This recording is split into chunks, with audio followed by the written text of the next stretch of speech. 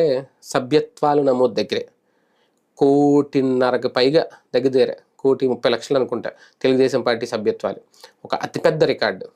అలాగే జనసేన సభ్యత్వాలు కూడా ఉన్నాయి, భారతీయ జనతా పార్టీ సభ్యత్వాలు కూడా ఉన్నాయి. వాళ్ళ సభ్యత్వ నమోదు కార్యక్రమం అనేది కంటిన్యూస్గా జరుగుతూ ఉంటుంది బీజేపీని జనసేనలో, అలాగే టీడీపీలో కూడా జరుగుతుంది. కానీ ఇంతవరకు సభ్యత్వాల నమోదు అనేది సీరియస్గా తీసుకొని చేయలేని పార్టీ ఏదైనా ఉందంటే వైఎస్ఆర్సీపీ. ఇప్పుడు అది వైఎస్ఆర్సీపీ కూడా స్టార్ట్ చేస్తుంది. అయితే మరి వీళ్ళ రికార్డులు బద్దలు కొడుతుందా? 40% ఓటు బ్యాంక్ ఆల్రెడీ ఉన్నాయని చెప్తున్నారు.